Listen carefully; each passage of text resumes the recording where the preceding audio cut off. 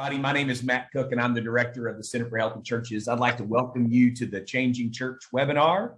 This webinar is designed to help ministers and congregations ask really good questions in the midst of all of the adapted needs that exist for the church in North America in the 21st century. We're very grateful for some good partners that help make this webinar a reality. Jim Kitchens, my good friend and collaborator, one of the co-principals of New Matrix, is on with us today, as is his co-principal, Deborah Wright. We're very grateful for the good work of the Presbyterian Foundation. Their vice president, Paul Greer, is on with us this morning. We're grateful for the good work of the Gardner Webb Divinity School, for the Lake Institute for Faith and Giving, for Baptist News Global, for the Charlie Kirk Center for Faith Leadership at Belmont University. And I saved them for last because our speaker today represents them proudly, Truett Seminary and the Truett Church Network. We are grateful this morning to have on with us Dr. Dustin Benac, who is, in addition to teaching at Truett Seminary, is also, I want to get this exactly right, the co-founding co-director of the Program for the Future Church. And he is the author of the recently released book called Adaptive Church. So for a webinar that focuses on how to help the church do adaptation, could you have anybody better on than someone who literally wrote the book on that? So Dustin, it is a delight to have you with us today. I spent a little bit of time in the book, and if you have not yet had an opportunity to kind of put your eyes on it, and I'll circle back to this at the end, let me go ahead and make a recommendation for you. It's substantive, and if you, like me, live in Texas and you're longing for cooler temps, the other good thing about it is it's like a trip to the Pacific Northwest. You get the opportunity to kind of see the future shape of the church in North America in a lot of ways. So Dustin's going to take us through that and talk about a lot of the ideas in the book today. He's going to share several things with us. Dustin, it's great to have you on. Let me go ahead and turn it over to you to kind of get us started and share with us what you want to share with us as we get started this morning. Thank you, Matt. Appreciate the kind invitation and the hospitality. Thanks, Jim, for the work you've done making this possible. And I'll just share how good it is to see friends of friends in this space, and also feel like I'm in a space of just real kindred spirits. You name many of the sponsors of this webinar series, and many of those people, in addition to being my employers, are also some of my dearest friends. So I'm really, really grateful to be here. But before I get started, I always want to start conversations like this, mindful of the reality that we've all faced over the last several years, by saying two things. One, thank you. I imagine that those on this call are folks who have been on the ground caring for people and communities over the course of the last 2 and 3 years in some incredible ways. Imagine some of the people on this call are folks who are local pastors, senior pastors, assistant pastors, missions pastors, who've been doing some incredible, resilient, creative work, and also doing some very demanding work. So the first thing I want to say is just a hearty thank you. And the second thing I want to say is you're not alone. I'm mindful that folks who are doing this work, particularly this work of holy experimentation, it can feel like we're alone. It can feel like we're leading alone. So one of my hopes, if nothing else, is to say a word of thank you, and you're not alone. And Matt, I think we can just cut to questions right there, and we'll be done. Let's jump in though. Let's jump in. So what I want to say today is talk a little bit about, as Matt mentioned, my new book, Adaptive Church, but also do so by talking about this practice of holy experimentation. This is language that came from Matt and Jim. It's not mine, but I'm happy to use it because I think it's brilliant language, because it calls forth the wisdom that's required for a more adaptive church. So I'll describe a little bit about some of the background to the book, some of the key findings, some of the key players, and then I want to spend a bit of time talking about several practices that can guide our work in holy experimentation. I also like to say that I'm like a Baptist pastor, Baptist preacher. We've got to talk back a little bit. So if you like what I'm saying, drop something in the chat. Love to hear that. If you don't like what I'm saying, if you could just pray for me, we'll be good to go. Okay. All right, let's get started. So the practice of holy experimentation in adaptive church oftentimes emerges in the space between creativity and uncertainty. We know that the wisdom and work of God calls us forth in ways that are creative, that are generative, that are renewing, that are adaptive. However, for many of us, the world that we inhabit is oftentimes marked by uncertainty. And so for the last 5 years, I've been talking to individuals and communities who are trying to explore collaborative approaches to the challenges they face. And they're doing so on the edge of Christendom in the Pacific Northwest. I heard a number of key themes when I asked people in the Northwest and around the country about the challenges they face and the reality of their local communities. There's this theme of creativity. This particular pastor said, well, creativity is just normal right now. Our church and our other local congregations share a practice of experimenting and developing a language and capacity as a congregation for trying new experiments and learning from them. This was a pastor that I talked to in the wake of the pandemic, but he's also a pastor whose congregation had a long history of cultivating what he called the innovation muscle. I also heard this theme as I talked to people about working beyond templates. Many of us who are trying to be creative in this work of holy experimentation, we oftentimes feel like we're working without templates. We're working without models. We're working on the edge or on the edge of the edge. As this innovator said, a lot of this is really tricky because there's no form. There's no structure or church structure to overlay on top of this innovative concept. You see, when you're engaged in this practice of holy experimentation, it's oftentimes trying to build the ship while we sail it.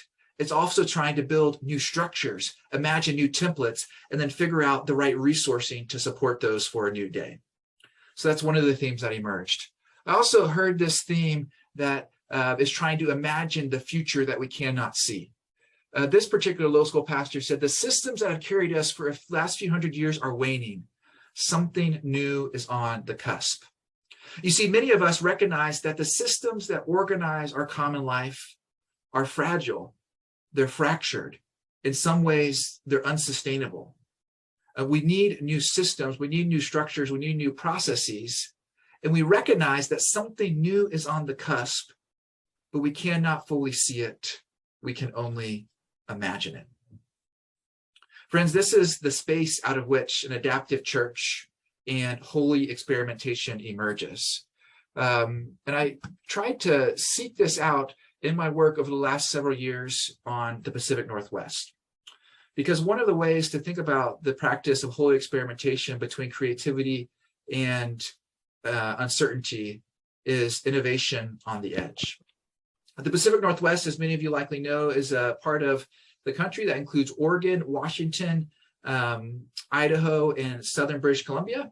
I also know we have a Californian on the call today with Jim. So in some instances, it might include culturally parts of Northern California. And as we're looking for the structure of adaptive church, the Pacific Northwest is particularly interesting for 3 reasons. First, it's a region where there's a marginal position for religious organizations. Religion does not occupy the center of political and social discourse. Rather, it's somewhere on the margins. Second, it's a space where there's a history of religious entrepreneurship. As one of the leaders that I interviewed shared, innovation is the water we drink. And I know for many of us, innovation is now the water we drink. In the Pacific Northwest, it's been the water they drink for a long time. So there's this rich history of religious entrepreneurship. It's baked into the organizational DNA. And to be a religious organization in the region is to be innovative. A third feature of the region that makes it particularly interesting to explore an adaptive church and the practice of holy experimentation is that it's an incubator for North America's religious future.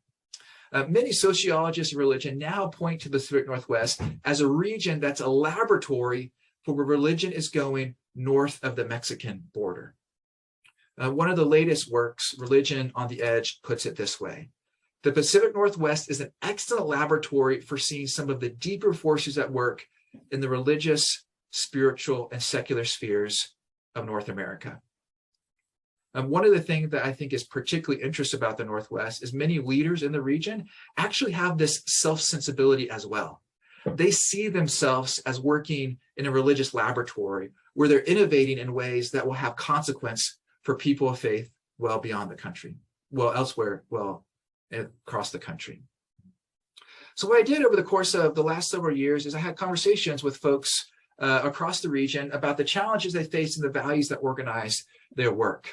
I identified two critical cases or two test cases to explore this: the Parish Collective and the Office of Church Engagement. These are by no means the only innovators in the region, but there are two particularly dense networks of collaborative responses to the challenges people of faith face. And when I asked people across these two networks about the challenges they face, they identified a number of them. The challenge of relational engagement. This is the challenge of engaging a shifting constituency and building key partnerships. Second, the challenge of leadership development. Many people recognize that the leadership pipelines that have historically supported faith formation and training are shifting. And as a result, there's the need to develop new models for leadership development. Third, the challenge of adaptive transitions. Many leaders across both of these networks recognize in various ways they face these adaptive challenges that require transitions of some kind, but they're just trying to navigate these transitions in faithful and creative ways. There's also the challenge of boundary zone work, and I'm drawing here on some of Gary Gunderson's brilliant work on boundary leaders. And boundary zone work just describes the tension between the already and the not yet that marks our communities of faith. Many of us who are engaged in this work of holy experimentation recognize that this boundary zone is a space of transition. It's a space of creativity. It can also be a space of real conflict and precarity. So navigating this boundary zone is a complex challenge. Fourth, the challenge of post-Christendom, navigating the shifting institutional structures on the edge of Christendom. Also the challenge of loneliness and isolation. Many people who are engaged in this work are lonely and isolated. They believe in the holy work of experimentation, but oftentimes they're doing it alone. Further, the challenge of financial sustainability. Even though we recognize the need to build new models, there's oftentimes a need to figure out how to financially sustain those models. So there's oftentimes the challenge of financial sustainability. And then finally, the challenge of collaboration and partnership. Many of these leaders and organizations who recognize that the future of the church is collaborative also recognize that activating those collaborative partnerships is in and of itself an important and complex challenge. One of the things that's unique about this work and also unique about the book is it's one of the few studies that has pre-COVID and post-COVID data. I started this work prior to the pandemic, and in the wake of the pandemic, I followed up with a number of leaders and asked, are these challenges still the same for you? And in many cases, the challenges did not change. What I saw is that for many leaders and communities, the COVID-19 crisis did not introduce entirely new challenges. It just surfaced existing challenges in the existing fragilities that marked our communities of faith. For example, when I asked one leader this question about the challenges and if they had changed, he shared, absolutely, they have not changed. The only one that's a whole lot less easier right now, a whole lot less of a challenge right now, is partnership. Previously, he had to convince his people of the need to partnership. In the wake of COVID, it was much less difficult to do so. I also talked to folks about the values that guide their work, because you see, for many of these individuals and communities, values are the shared space that create the opportunity for collaboration and holy experimentation. People articulated the value of faithful presence, trying to be faithful right where we are, a value for this shalomic and ecclesial vision. People who are innovating in the Pacific Northwest across these networks understand their work as a distinct and particular expression of the life of the church. People talk about this as collaborative, a value for collaboration and partnership that guides their work. They're committed to this partnership. They're committed to collaboration. They're also committed to this work as a spirit-filled way of Jesus. They're doing this because they feel guided by the Spirit, and they're finally trying to walk and follow the way of Jesus. They're committed to a value of relationships and community. That is one of the organizing commitments, the non-negotiables for these individuals is a fundamental commitment to relationships. And then finally, I'll just mention locality and place. One of the things we see in the Pacific Northwest and elsewhere is that there's a return to the local, and the local is a key site for imagining new possibilities in holy experimentation. Jane, I see your good question there, and I'll connect a really brief example for this value of local. One of the things that's happening in Seattle is there's an organization who has decided to organize their common life around a single transportation corridor, I-5. If you've been in Seattle, you'll know that I-5 is one of the key transportation corridors that take people from Portland all the way up to Vancouver, BC. And this particular community of faith has determined that their missional commitment is to this particular corridor, this particular part of the city. And they're doing so in a way where that is the parameters for their mission and ministry.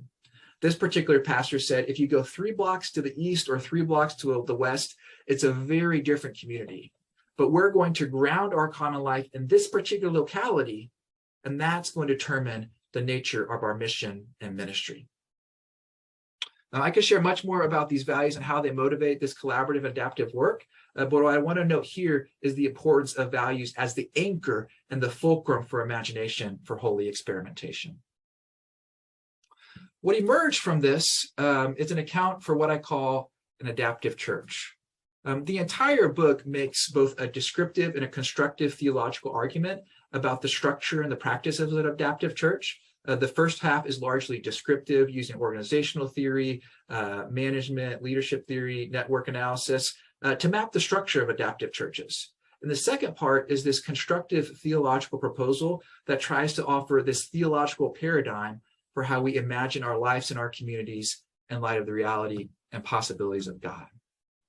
And by adaptive church, I mean a way of life marked by innovation, collaboration, and community that invites individuals and communities to live in light of the reality and possibilities of God. One of the distinctive features of what I call an adaptive church is it includes congregations, but it's not just restricted to local congregations. Congregations are an anchor of the adaptive ecology, but individuals are innovating across this ecology from the nonprofit space, the faith-based philanthropy space, the nonprofit space. Many people who are doing this work, as I call ecclesial entrepreneurs, are innovating as well. And it requires all of us coordinated in collaborative and collective ways to support the conditions that can promote a more adaptive church. Given the topic of this conversation and Matt and Jim's kind invitation, I want to say a few brief words about 7 key practices that I think can cultivate the practice of holy experimentation. The first is the practice of cultivating trust. For individuals and communities who are engaged in holy experimentation, trust is the essential condition for this work. Guard it at all costs, seeks to promote it, seek to build it within your organization, because without trust, you cannot take the risks that an adaptive church and holy experimentation requires. First, trust is the essential condition. Second, it's the importance of reading organizational environments. When you're engaged in this work of holy experimentation, one of the first decisions that you have to make is to figure out where you are organizationally. What are the particular structures that guide your work, and what are the particular constraints?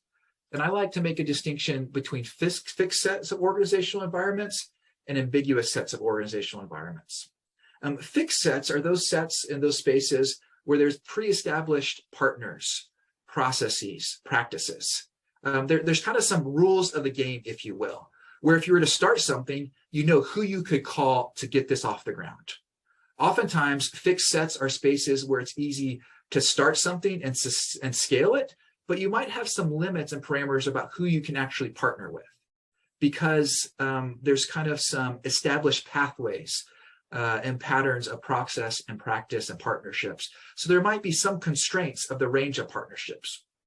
Ambiguous sets of organizational arrangements are spaces in which there aren't pre-established partners, practices, or processes. There's a little bit more fluidity and ambiguity. There might be some loose networks, but there's no formalized partnerships.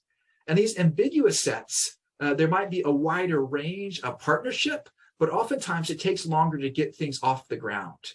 They have a greater degree of precarity at the startup stage, but they also have the capacity to have expanded networks because there aren't automatically parameters for those partnerships. So you have to read where you are and think about which organizational environment is best suited for your intended outcome. Third, the practice of partnering across silos. One of the things we recognize in this post-COVID moment is that the silos are increasingly becoming more porous, and we're needing to partner together in new ways. And as a result, there's an opportunity in holy experimentation to build across these silos. As one leader I recently interviewed shared, the beauty of the body of Christ is we are all in our silos, but together we're better. You see, the practice of holy experimentation does not mean diminishing particularity and minimizing difference, but it does invite us to reach across these divides, to partner across these silos in collaborative, formative, and transformative ways. And the work of these two organizations that I worked with do this in brilliant and beautiful ways. They're inviting people to the table, and they're building these collaborative partnerships across silos. Fourth, the practice of incubating experiments. The holy experimentation and the wisdom of adaptive church oftentimes starts with a question. And a question is itself an experiment. It's offering something into the world that you want to begin to explore the possibility of. So if you're engaged in this practice of holy experimentation, I invite you to consider first working towards powerful questions, and then begin to support the conditions that can give life and legs to those holy experiments. As one leader shared, this is that in-between stage. We're on maybe a 100 or a 200-year curve, and we may never see what may evolve out of this, but we are in the place of figuring it out. You see, incubating holy experiments invites us to figure it out, to explore this in-between stage and try to take the chances that can move this work forward. Fifth, the practice of leading together. The larger book describes this theological paradigm for collaborative Christian leadership. And the main idea here is that the work of holy experimentation in adaptive church requires individuals leading in different ways in collaborative and complementary modes. I've identified 6 different modes that are visualized here. One is the caretaker. The caretaker is somebody who cares for the needs of local communities and individuals. They're excellent at setting the table and making sure the right people are there. Clockwise to the left is the connector convener. Connector conveners are individuals who have this remarkable relational Rolodex in their heads and know how to get people together in formative and transformative ways. They both connect people and then they gather people in those spaces. Opposite is the catalyst. The catalyst is often the spark for holy experimentation. And they're individuals that I describe as these ecclesial entrepreneurs who are these restless creatives who have this hopeful discontent with the status quo. They know the existing models don't work, and they're trying to support the conditions for faith-filled ways forward. Opposite the catalyst is a surveyor. A surveyor is somebody who can see the entire landscape. They're folks for whom books and ideas are like friends to them. They're not always academics, but they're folks who have the ability to translate the meaning of text to support local context. They're bridge builders in this way. And then you have the champion. The champion is somebody who elevates others and tells powerful stories to get adaptive work off the ground. And then finally, the guide. The guide is somebody that oftentimes serves out of the spotlight, but they're essential because they can invite and equip people to take the next step. And what you see in this diagram here is a number of relationships between each of these modes of leadership, about partnership, about friendship, about collaboration, and about the forms of leadership that can support a more adaptive church. If you're interested in this, I invite you to take a look at more of the content. This fills it out in more detail. Matt and Jim, we could do an entire webinar on this particular model. Be delighted to do that. But just want to note in the time that we have that the work of holy experimentation oftentimes requires leading together. And once we can figure out how to lead together, it then invites us to reimagine church. This doesn't in any way mean that we're trying to move beyond congregations or replace church. Rather, it's trying to anchor religious life in a new and emerging imagination. We see this, as one leader said, it's the question, how do we nurture the conditions for connections to form in ways that invite us to imagine being church in the future? The invitation here is to a way of belief, a way of believing that supports the conditions that are imaginative, collaborative to support the future of the church. And then finally, the practice of cultivating wisdom. The work of holy experimentation is first and foremost a work of wisdom. And it's what guides us and carries us forward. I want to save a little bit more time for questions because I'm mindful we are approaching some of the end of our time. If you'd like to join the conversation and hear more about these 7 features and others, here's a quick opportunity to grab the book. There's also a discount code here at the bottom. I also would invite us, as we transition to questions and hopefully more conversation, to consider what's the first step. For each of us, we don't have to change the world. We don't have to save the world. We just have to take the first step.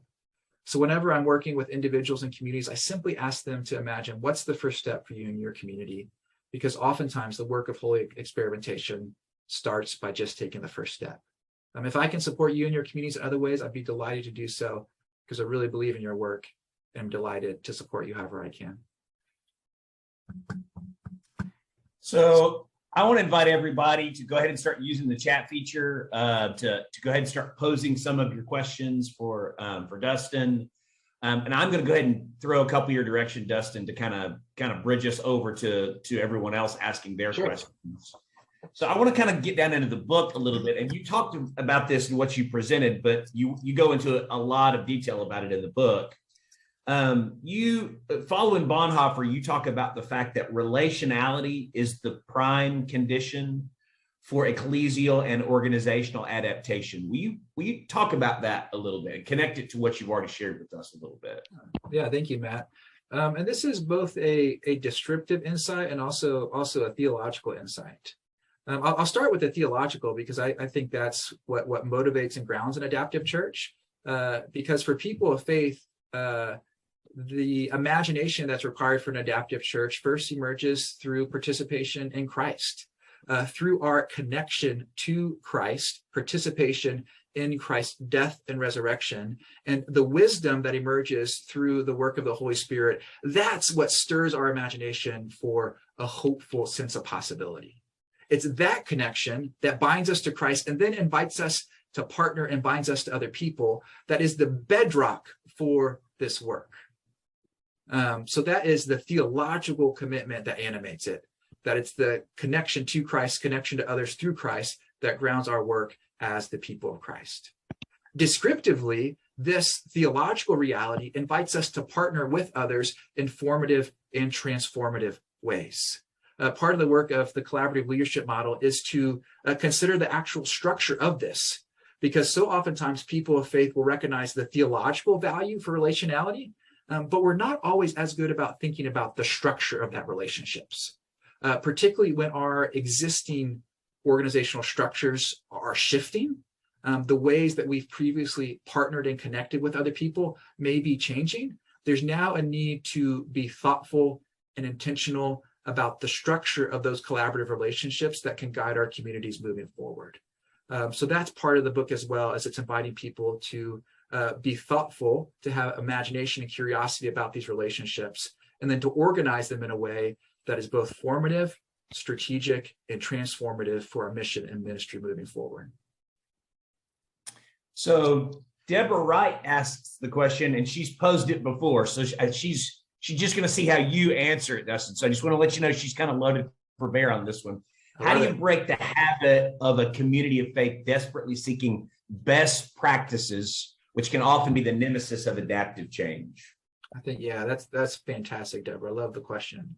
I think there's a few different ways. One, I think questions oftentimes trouble best practices, where if we can ask powerful questions, that invites individuals and communities to move just beyond the prescription that best practices seem to offer us, and into a more participatory mode. It's the question of the we. What might happen if we responded to the needs of our communities in this way? What might happen if we began to listen to the needs of our communities? Because when you activate a question that includes the we, it invites us to move just beyond best practices to this participatory, relational, collective form of engagement. The second thing I'd say is to drive people back to their local communities, because local communities oftentimes resist best practices. when you talk to people in our neighborhoods, they don't care about church growth or business strategies. They don't care about the technical solutions to the complex challenges they face. They want presence. They want to know that you hear them. They want hope. And that form of locality and grounding wisdom and locality, I think, troubles our preoccupation with best practices. And the third thing I'd say is tell transformative stories. One of the things I think we need for a more adaptive church is powerful stories that draw people in and invite people to imagine possibility. One of the things that particularly troubles me about our preoccupation with best practices is that it forecloses imagination. We're trying to just figure out how to solve the problem instead of imagining what's possible. And I think the wisdom that guides an adaptive church is one that is trying to imagine the infinite possibilities that emerge from the reality and possibilities of God. And that's actually where the book ends. The book doesn't offer prescriptive solutions and best practices. It actually invites us into this moment of renovating virtue, where we're invited to lead in light of the reality and possibilities of God. It's drawing us forth in possibility, not trying to foreclose imagination with best practices. So Jim Kitchens has had an abiding concern for how judicatory individuals, people who serve in those roles alongside the churches, can best equip, support, encourage.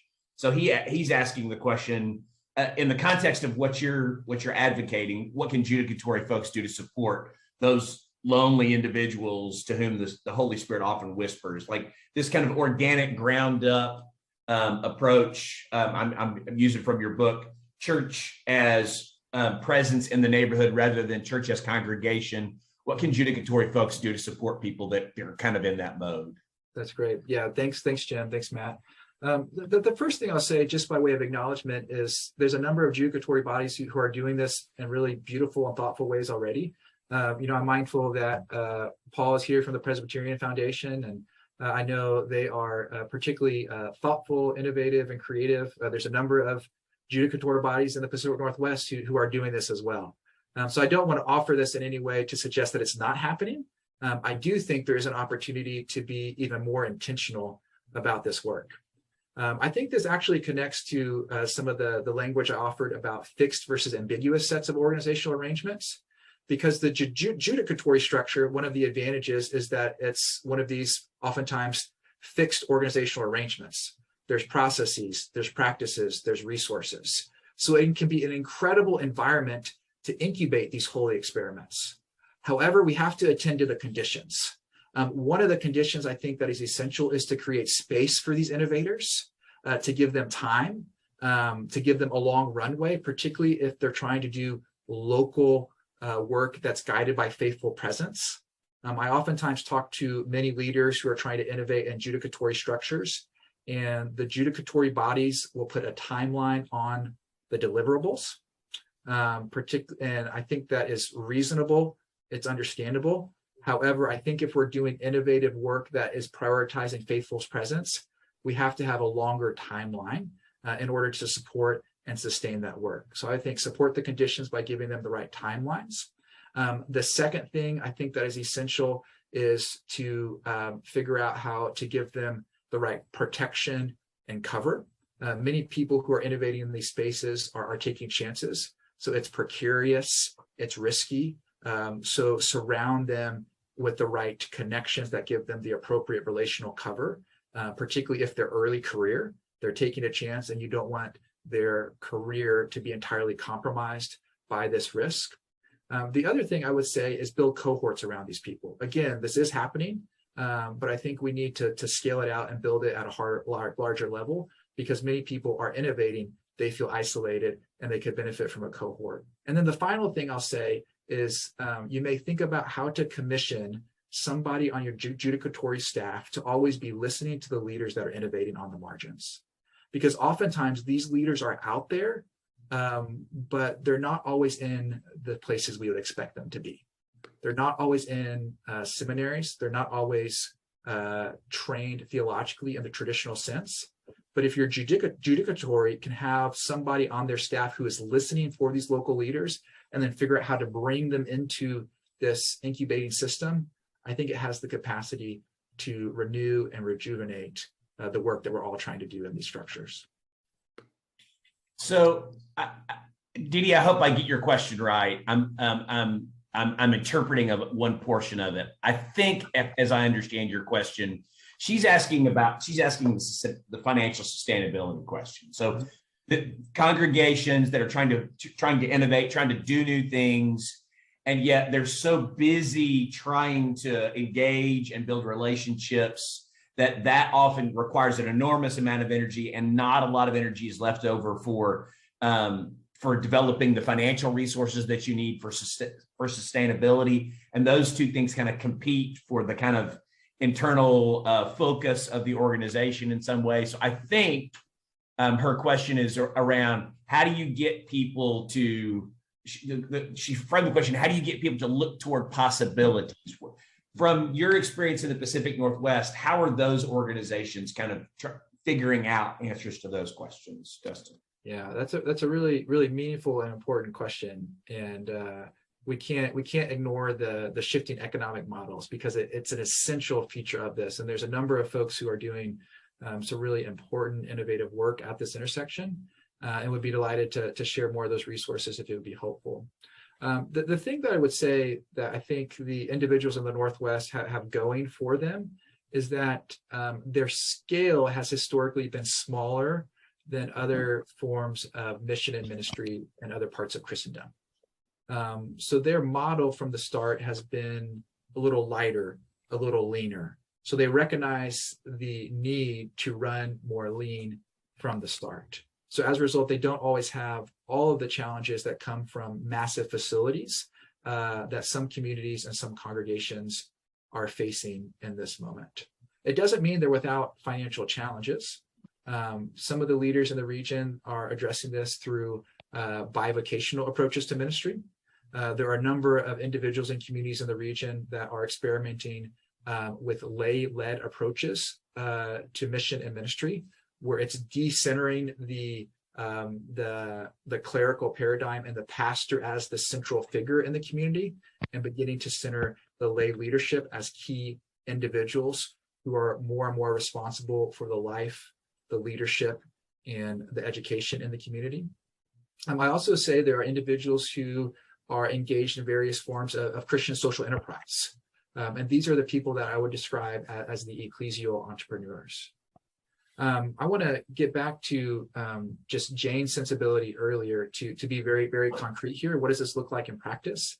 And one of the things I think you can do in practice is, if you feel like the momentum of the entire community just requires all the energy to think about the existing relationships, garnering the existing resources, you don't have to commission the entire congregation to this work of holy experimentation.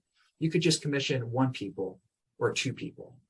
You can listen for the people in your communities who are captured by this idea that just won't let them go. And then you can release them, commission them, support them, actually use the congregation as an incubation space for this holy experimentation. And then just give it enough time to see how that experiment might in time work its way back to enrich the collective imagination of the broader congregation. So I'm going to kind of go off script here a little bit and ask you to be predictive, maybe in some ways, or just suggestive, maybe. So a lot of what you talk about in the book is this notion of this approach that these two organizations, I'll use the word organizations, that they are doing very contextual work. They're doing very incarnational work, that it is organic, that is particular to place. It's from the bottom up in a lot of ways. And that notion of contextuality seems to be really, really important, that what they're doing in their context and for their context.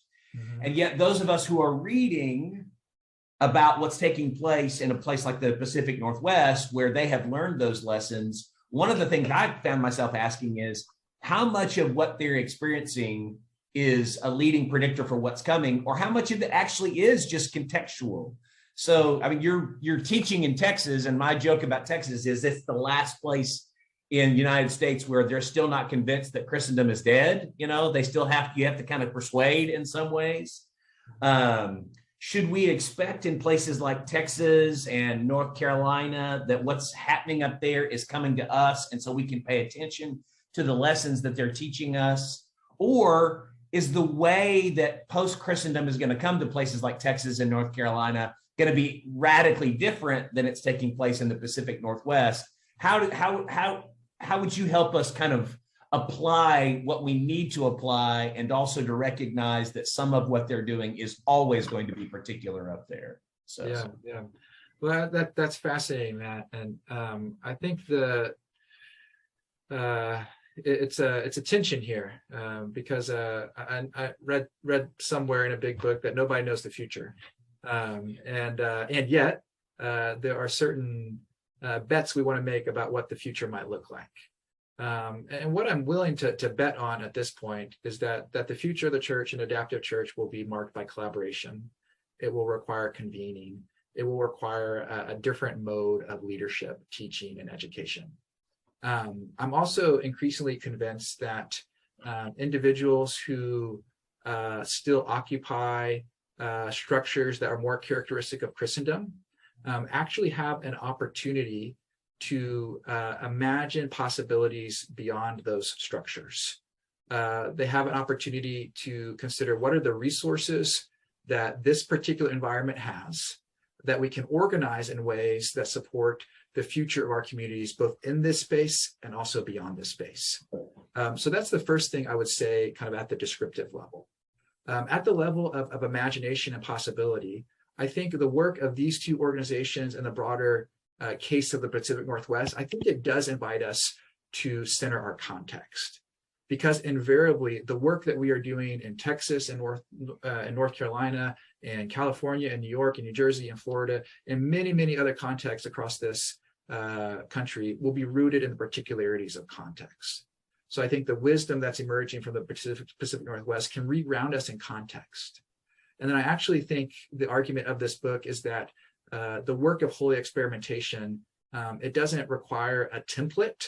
It doesn't mean we just need to replicate these two models in other parts of the country, but it does mean that the wisdom, particularly the practical wisdom that guides their work, can enrich our work right where we are.